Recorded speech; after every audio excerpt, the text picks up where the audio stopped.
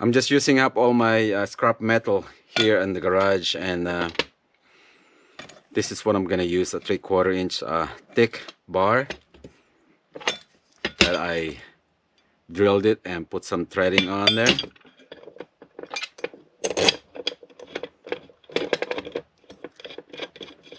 I have to put those two threads first just to be precise. So now for the 2 holes, I'm gonna drill that. Let's say this is the plate. I'm gonna drill those 2 holes, but not a pass through. And then I'm going to drill on top of it right here. Then I'm gonna create new threads for my fitting. So these 2 fitting will be on top of those 2 ports. On the engine bay, this will go right on the rear T-bracket, which is, I already put some blind nuts on there, and I'm just going to drill some hole right there. And the bolt for the mount itself, the head, it's kinda will be running into this plate, so I'm just gonna notch this aluminum right there.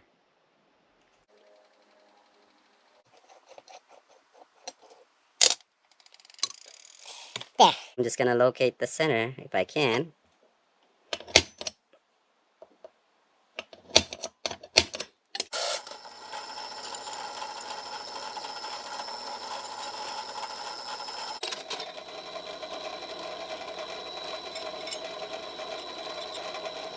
This will be the roll form. I offset the way I drilled the hole. It's just for the wrench.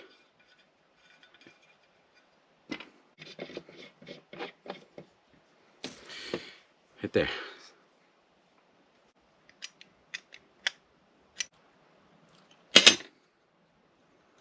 All done. I put some holes in it just to lighten it up a little. Yeah, otherwise it's too heavy. All right. It's good to go. This is where it's going to rest. The bracket already had a previous hole in it, I guess from the factory. All I did is just widen it a little, just a little, to fit M8 blind nuts to fit on there. And that explained the recess right here. It's because of, it's not entirely flat. The head of the bolt, this mount bolt right there, will be resting here.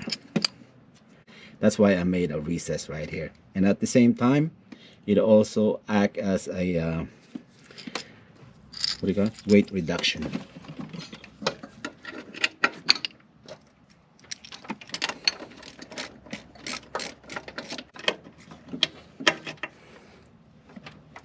For everyone that wanted to use an RBC intake manifold, or you already got one and you don't have IACV, something that you must add on, yeah, it's fairly simple. I know you could buy this adapter plate, but it's not really that hard. You don't really have to use aluminum. You can use steel if you like. Just get a thicker material, enough for you to make a thread for your fitting like this. And yeah, you don't need no welding equipment either. You just need to drill some holes, and you've seen it. I have shown it to you guys as far as the air passages and all that. So this is how it works, right? If I have the throttle body, it will enter here and it'll come out right here. And the first one is connected right here. It'll go in here. And of course, I have these 2 hoses. It's not finalized yet. But once it's warmed up, it will open. Then the air that's already here, it'll come out through here. And it's going to travel. And it's going to end up right there. Right inside that, from where my finger is. Right there. Very simple. Yeah, don't let this IACV scare you a bit. You know, it's like if you have a question, oh man, I can't use the RBC. Or actually, you don't even have to do all this thing. Oh man, it's a good thing I remembered. I only did this because I don't have the spacer. I don't want to use the spacer. But if you don't want to do this, right, a lot of welding and stuff and relocating all those mounts and everything, you can get the spacer.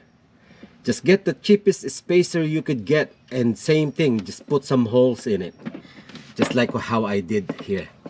Exactly the same thing, and then put your fitting and then reconnect it to your IACV. Yeah, good thing I just remembered it, so I mentioned it. I'm gonna end this video here, but make sure whenever you're putting a new throttle body, make sure that you are fine-tuning your idle screw to the IACV or to the ECU. Okay, and I'll see you guys back. Bye everyone.